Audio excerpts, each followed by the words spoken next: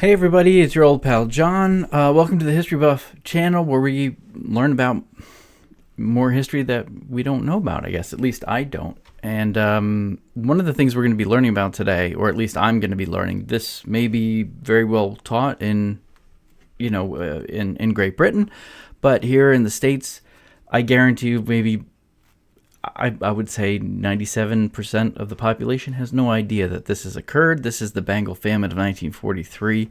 And I guess what they are trying to figure out here is a natural disaster or a man-made catastrophe. So you always, historians are always trying to find, all right, which one is more prevalent?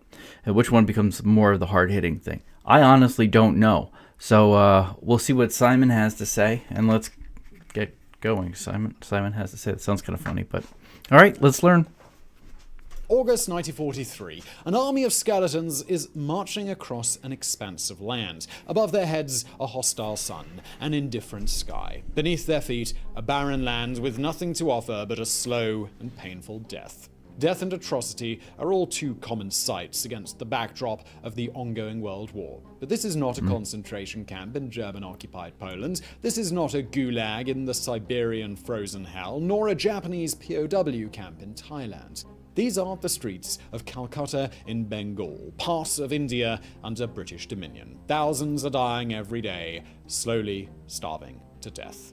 Between 1.5 and 5 million Bengalis would lose their lives in a tragic deathscape that has been coined the Forgotten Holocaust. This is the Bengal famine of 1943, and be warned, it's going to get controversial as we examine the responsibilities of the British government. Ooh. Sorry, guys. Didn't mean for it to get dark quick, but it is a Where and famine. What is Bengal? In 1943, the Indian subcontinent was part of the British Empire under the colonial rule of Viceroy General Archibald Wavell, previously in charge of the North African and Middle Eastern theatres of war. The Bengal region under British dominion corresponds to today's Indian states of West Bengal, Odisha, and Bihar, as well as Bangladesh. The region covered an area of approximately 239,000 square kilometers, roughly the surface of the United Kingdom. The most important and populous city was Calcutta, now Kolkata, with 2.3 million inhabitants. The overall Bengal population numbered at 60 million at the onset of the famine. Technically, a famine is defined as a situation in which there is not enough food for a great number of people, causing illness and death. That's a nice, clean definition, which states very clearly the cause and effect link between the lack of food and mortality. All right, that's fair. You start off by defining what you're trying to, what your title is. Obviously, it has famine in the title, so you've got to define that. I have two things that are going on in my head right now, and I could be wrong, and this is just historical, and I don't know, maybe being an American, I don't know, but one of the things that I didn't see a lot of was I know about the Indian 4th Division, I believe it is, in North Africa. I also know about, I think there were 2 or 3 Indian divisions on the border of East India that fought the Japanese with, was it Stilwell? I think it was. But I don't know why there weren't more Indian soldiers. If it was a full mobilization, I thought more Indian soldiers would be going on. Plus, the other thing is in 1943, what's going on in my head is that whenever there are major events in the world, like a world war, or like when we had coronavirus, that kind of thing, things happen. People who want to get stuff done under the radar, they do things when or major things happen, and they shine on the major event and not the other event. And there's a lot of that stuff that goes on. I love finding out about stuff like that. While there's a major war going on, I love looking around the rest of the world, find out what did we miss in those years. That would have been a normal thing that would have gotten talked about. So, of course, a natural disaster or a man-made catastrophe, I guess, whatever it would be, probably wouldn't be discussed that much because there's so many, millions of people already dying or have died during World War II. just my initial thoughts. Let's go. What is not always straightforward is what causes a famine. As we'll see later, this key element is not always easy to determine, and many concurrent factors can overlap. Before 1943, Bengal had already experienced two major famines, the first in 1770 and the second spanning 1873 to 1874. The famine of 1770 was a consequence of crop failure in December of 1768 caused by rain scarcity. In the early months of 1769, the price of grain rocketed, and this was disastrous for the local population, who had already suffered from tax hikes imposed by the Nawab, or local ruler, Siraj-ud-Dowlah, the East India Company. The drought continued in 1769, causing another crop failure in December. Death by starvation was soon followed by death linked to epidemics, mainly smallpox. When the famine finally subsided in 1772, the death toll was estimated at 10 million, or 1/3 of the affected population. The 1873 famine also occurred after a long period of scarce precipitation. Normally, the soil fertility in the Bengal region is benefited by the monsoon season, but in 1872, the monsoons brought much sparser rains than usual, which led to an exceptional drought. In June of 1873, the ongoing drought was worsened when precipitation was 1/4 below normal levels. More than 50% of arable land in Bengal was affected, leading to widespread crop failure. About 21.5 million people depended on those crops for their sustenance. The whole situation was a disaster waiting to happen, but thankfully, few fatalities were reported. The low mortality during the 1873 famine was mainly attributable to food imports from Burma and timely relief aid provided by the British government. But 70 years later, the British government was in no position to help. Yeah, okay, that makes a little more sense. In Bengali, the famine is called the Panchasha Akal, or the Famine of 50, because it occurred in the year 1350 of the Bengali calendar. In the West, we call it the Famine of 1943, though the first warning signs actually appeared in 1942.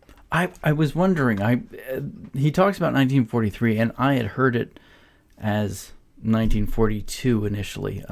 There's a guy that I follow on here called The History Guy, and this is the first time I ever heard about it. And that was about a year or two ago, and I thought it spanned over 2 years. We have had similar situation. We've had a similar situation here in the United States. It was one of the things that sort of attributed to the Great Depression. The United States had in the Texas, Oklahoma, I guess, southern Utah. That whole area, it was great fertile plain, but they didn't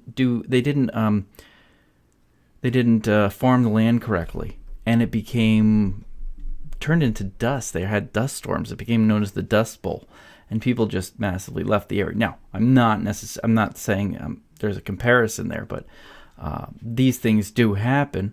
Sometimes it has to do with natural circumstances, which is one of the things they suggest that they're suggesting here.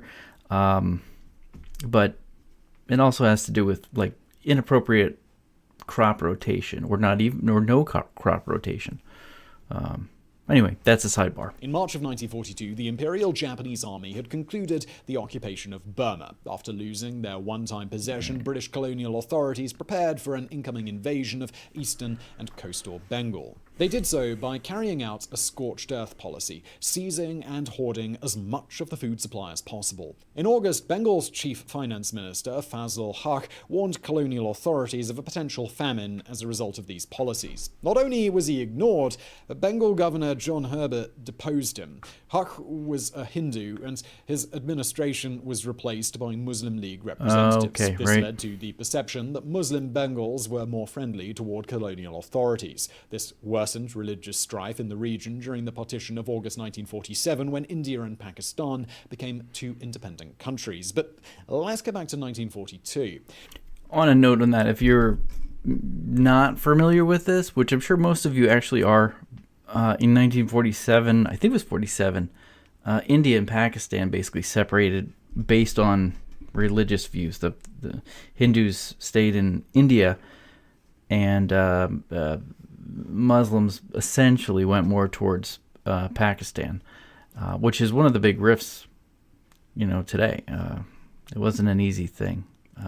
Anyway, Gandhi had actually a huge part of that. A great movie on that. As August became September, government officials issued formal statements reassuring the population that there were no food shortages. Weeks later, on October the 16th, a tremendous cyclone devastated Bengal, especially the area around the city of Midnapore. The cyclone destroyed or damaged hectares of rice paddies and arable land. The winds and rains swept away houses, cattle, men, women. Thousands died in just one day. Farmer and survivor Parameshwar Jana remembers summing up the dual disasters by saying that the whole country had become a crematorium.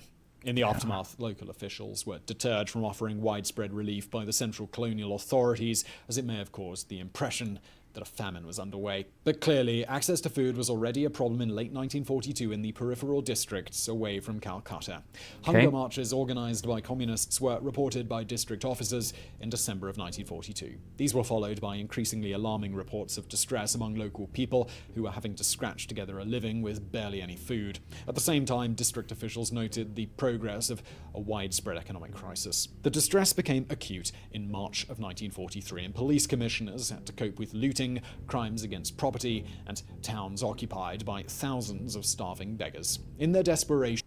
Well, that makes total sense. Okay. Everything he's saying right now, I can see the timeline. I can understand where this is moving towards. I think most people would at this point. It doesn't seem like anything would be too far-fetched by any means. I don't see outside...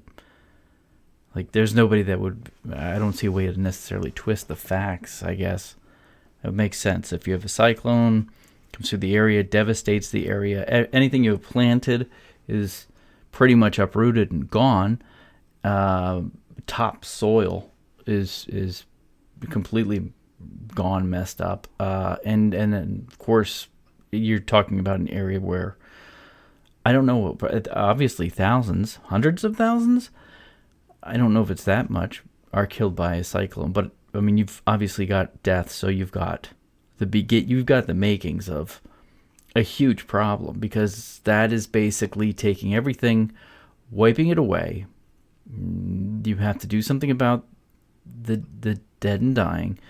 You have people who are homeless. You have people that just have to deal with what's left. And if nothing is really left, you now have to worry about the upcoming year. And if your food stores are washed away, it has started. So I can understand this. This makes logical sense. If I've misinterpreted that in any way, please let me know. The only sustenance they could hope for was fan, the gruel water in which rice was boiled. Impoverished families sold what little land they had in exchange for sacks of rice. If they did not have land, they sold all their possessions. If they did not have any of those, they resorted to selling their own children. Young women were driven into prostitution. Meanwhile, some of the wealthy landlords became even richer, buying land from those who starved. Groups of desperate farmers, enraged by hunger, took to storming the properties of these landlords who could still afford to eat 3 times a day. The farmers tore down their gates and demanded food. Those who did not comply had their faces burned with torches. Public order had collapsed, and people were dying in the streets. In September, the disposal of dead bodies had become a serious public health issue, and while some food supplies were distributed in October, a district officer wrote that there was no hope of saving those who were starving. This was the situation in the countryside, small towns and villages. In Calcutta, the situation was more complex. As early as August of 1942, the Bengal government had launched the Bengal Chamber of Commerce Foodstuff Scheme, a program to ensure that key industry workers in Calcutta would have a guaranteed and consistent supply of food. When the famine hit, the scheme guaranteed safety from starvation to more than 1 million workers and employees in the government, railways, the port trust, and other key industries. Nonetheless, by July of 1943, the citizens of Calcutta had to cope with an influx of starving, courtesy of the destitute Bengalis who had escaped their villages in search of food. A private initiative to support the destitute was followed by a more organized public effort involving charities and local governments. Even so, in October alone, relief organizations had to remove 3,363 starved bodies from the streets of Calcutta. During the same months, more than 100,000 refugees were reported roaming the city streets. On the 28th of October, the Bengali government issued a repatriation and relief ordinance to help the destitute return to their hometowns. In reality, the effort turned into a mass deportation as the refugees were taken to destitute camps outside Calcutta. I have to say, at this point, like understanding in context what's going on in the rest of the world, I can understand the British government not being able to really do much of anything. You've got to, you're focusing the help that you're getting. First of all, convoys in 1943. Your merchant marine, your transport ships, whatever you want to call it. So they're going back and forth mostly between Great Britain and the Mediterranean, across to the Atlantic, and it's really tight. I'm thinking about like just things like getting to Gibraltar, not Gibraltar, excuse me. Well, Gibraltar would be one of them, but getting to like Malta early on and towards like 42, that got easier to resupply. Then I'm thinking about the landings in Sicily in 43 and in Italy.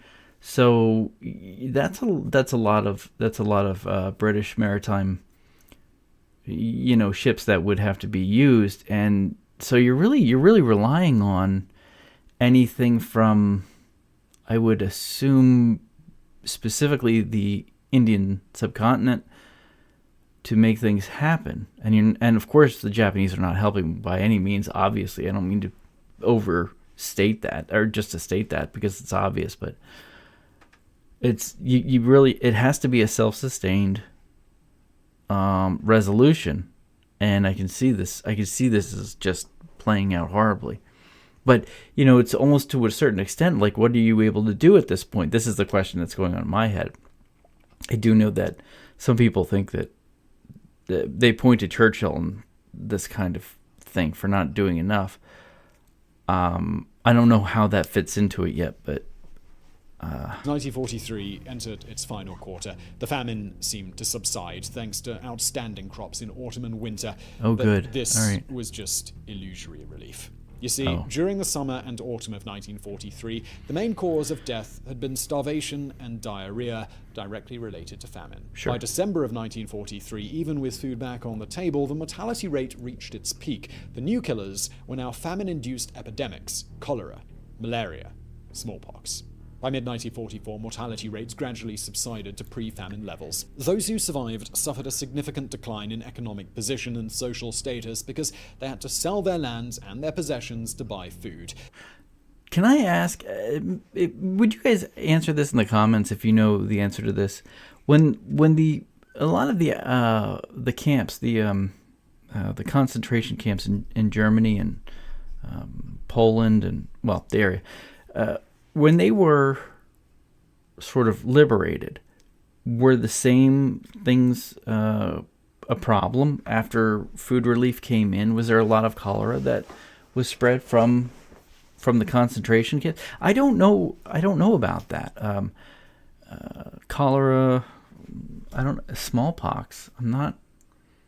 I don't hear much about that. You hear about, for us in the States, we hear about 1945 and the war has ended.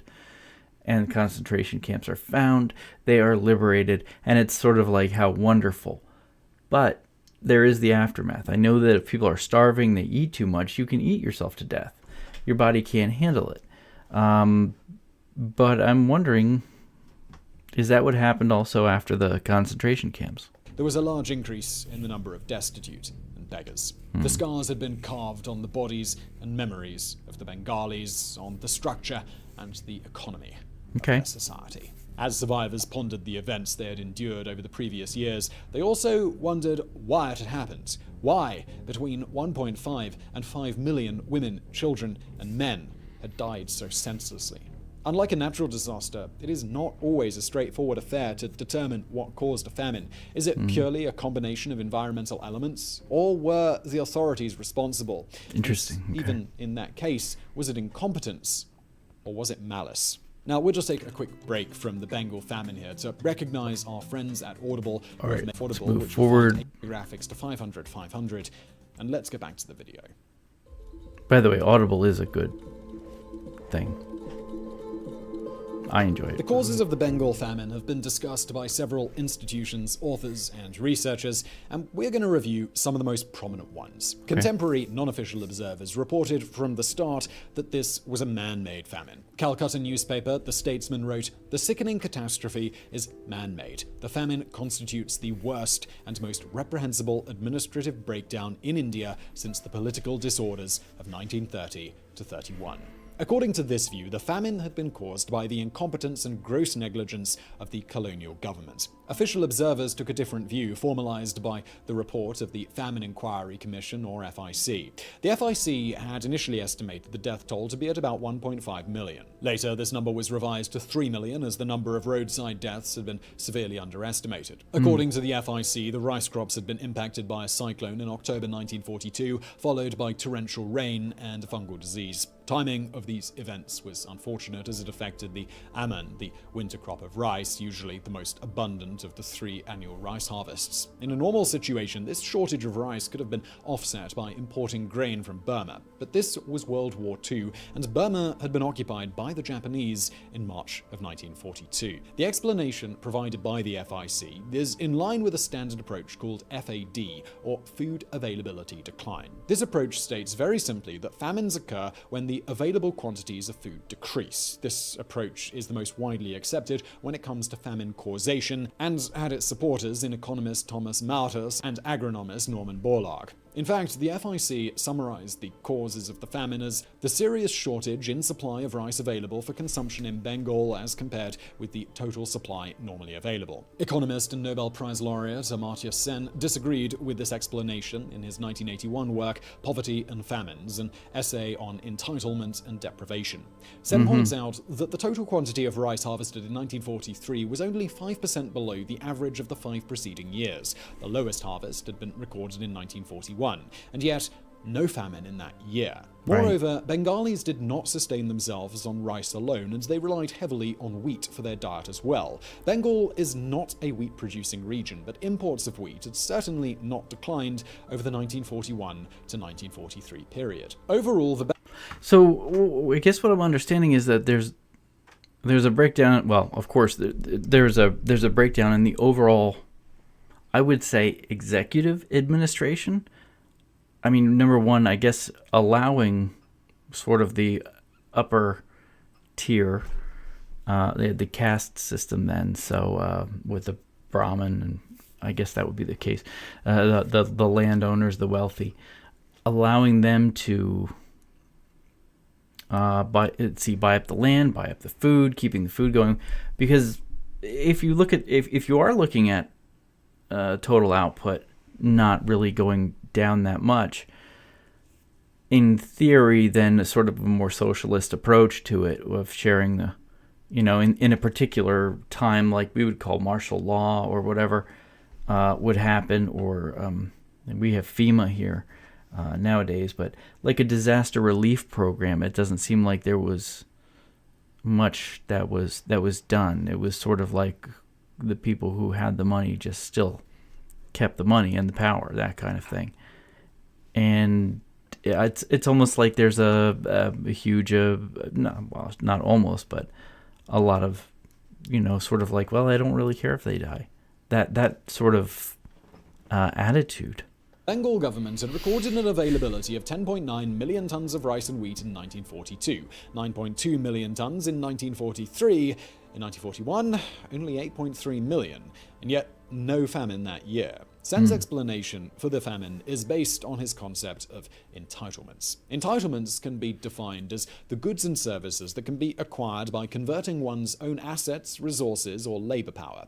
In the case of food, entitlements can be divided into production-based entitlements, as in you grow your own food, right. Trade-based entitlements, as in you buy your food, own labor entitlements, as in you work in exchange for food, inheritance and transfer entitlements, as in somebody else gives you food. So, to give you an example, my entitlement is trade-based most of the time because I pay KFC and they give me food. Holiday might be the exception, for example, when my grandmother cooks me turkey or buys me KFC and then gives it to me. Individuals face starvation when their full set of entitlements fails to provide an adequate amount of food for subsistence. In the example of my case, if I don't have money to pay KFC, or if my local KFC shuts down, or if my granny hasn't enough of feeding me, oh well, then I starve. On a broader scale, related groups of people will face famine if they experience catastrophic declines in their entitlements all at once. Well, that's another thing too. I was thinking about was hoarding.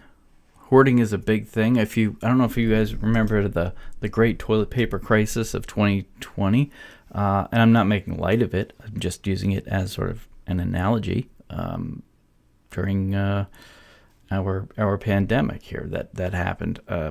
People went right to toilet paper. I wonder if if it becomes an issue with food, you hoard the food if you've got it.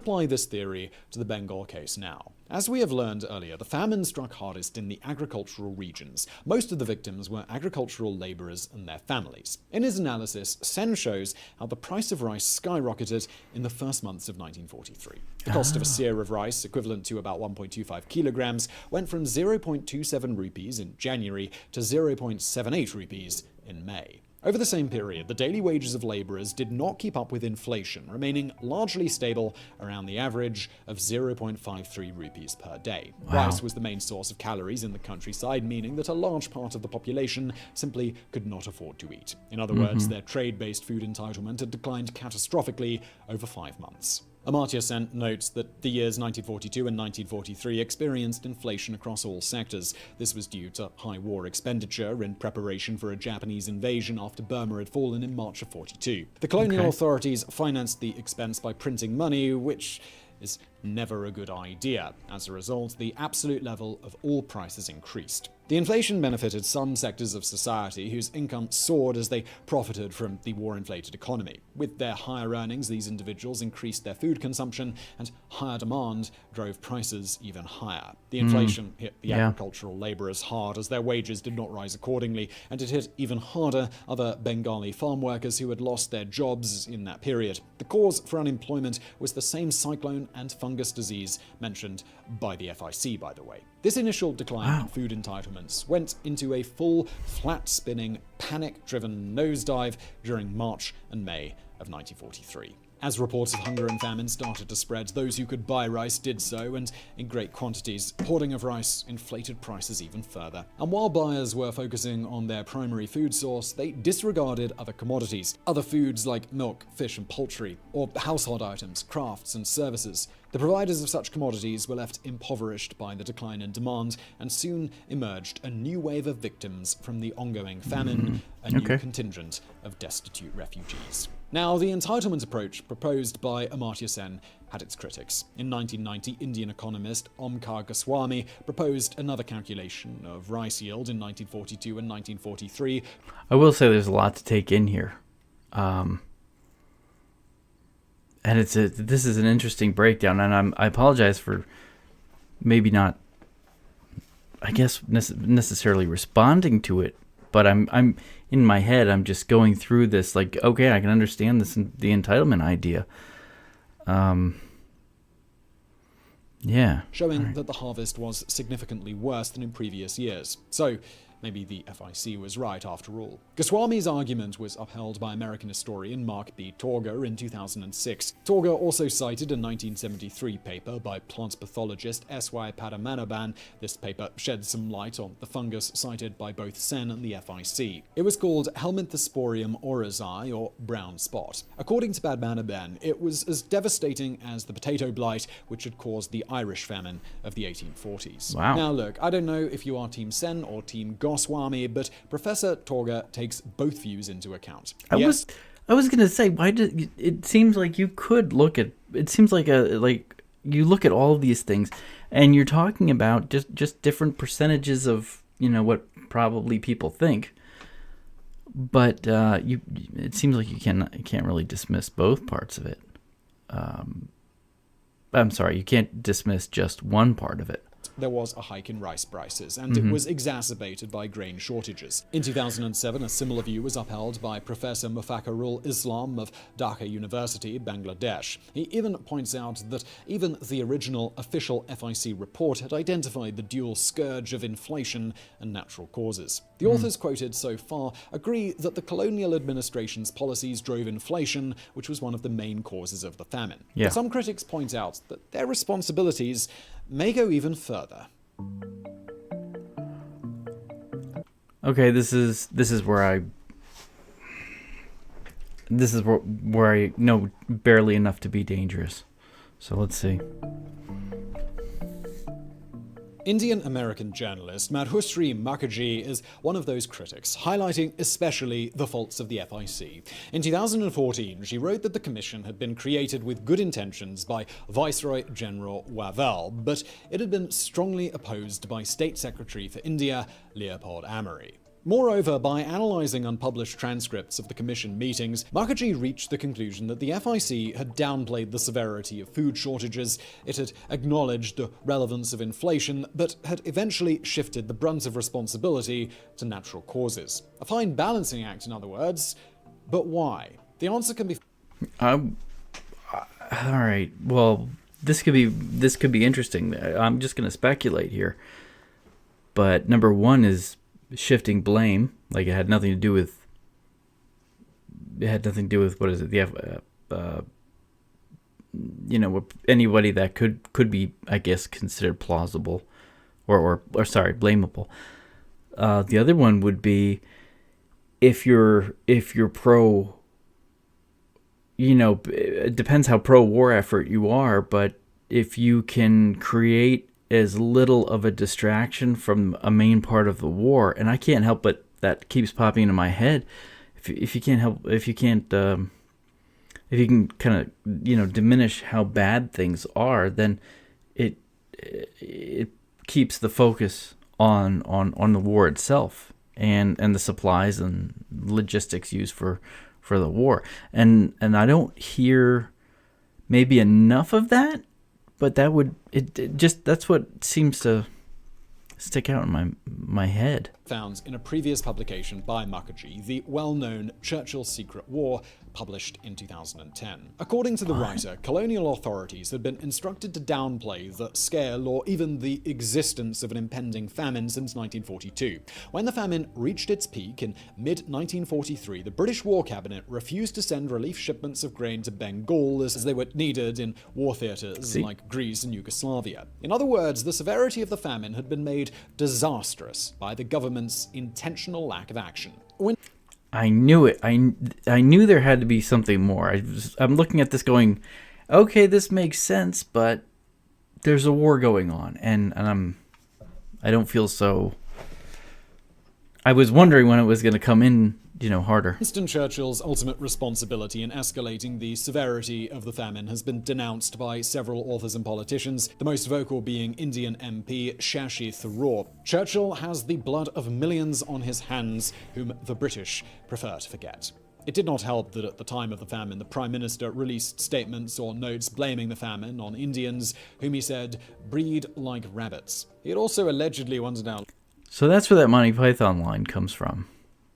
Okay. Wow. All right. Loud that if the famine was so severe, why hadn't Gandhi died yet? This view is disputed by historian and Churchill biographer Sir Martin Gilbert. Oh, damn. He quotes some instructions which Churchill personally wrote to Viceroy Wavell in October 1943. Peace, order, and a high condition of wartime well-being among the masses of the people constitute the essential foundation of the forward thrust against the enemy. Every effort must be made, even by the diversion of shipping urgently needed for war purposes, to deal with the local shortages. In November of 1943, Churchill exchanged telegrams with Canadian Prime Minister Mackenzie King, accepting his offer of sending a relief shipment of grains. The telegrams also mention a further delivery of 350,000 tons of wheat from Australia. Viceroy Wavell and Secretary for India, Amory, desperately asked for more wheat. In early 1944, large transports of food became more problematic, as the British War Cabinet also had to guarantee food supplies to Allied-occupied Italy and the Balkans. Nevertheless, in February, 50,000 further tons of grain were diverted to Bengal. In April, a large explosion at the Bombay docks destroyed a large shipment of wheat. Churchill had to ask US President Roosevelt for some help to replace the lost grain, but the Joint Chiefs of Staff briefed FDR that they were unable, on military grounds, to consent to the diversion of shipping. These documents appear to exonerate Churchill and the War Cabinet, at least from the allegation of not substantively responding to the crisis. But in 2009, a scientific paper published by the journal Geophysical Research Letters reignited the controversy. The article, titled Drought and Famine in India, 1870 to 2016, proposed a novel approach to understanding the causes of the Bengal tragedy. Shortly after its publication, media outlets worldwide republished snippets of it. The likes of The Guardian, Al Jazeera, The New York Times, and The Independent all focused on the paper's conclusion. The 1943 Bengal famine was not caused by drought, but rather was a result of a complete policy failure during the British era. Wow. The paper by Vimar Mishra and a joint US-Indian team takes the approach of analyzing soil moisture.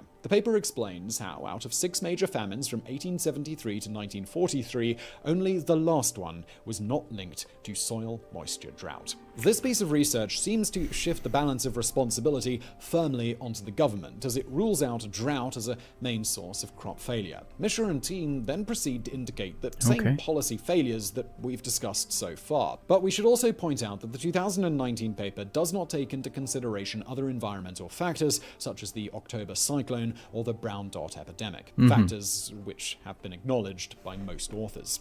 Furthermore, the paper does not provide any additional insight about governmental responsibilities, citing already existing research. It is therefore very interesting to consider how and why a geophysical research paper has caused such a stir in mass media. Its conclusions do not add much to a debate that has been going on for decades and is likely to continue due to the complex nature of the web of responsibilities and causal relations. Unlike a mass murder ordered by a despot or an earthquake, the causes of this famine are so complex that they're difficult to pinpoint. The Bengal famine of 1943 is a historic tragedy which may have lacked proper closure, but it was a tragedy nonetheless. A catastrophe on a social, cultural, and personal level. A trauma from which it is hard to recover.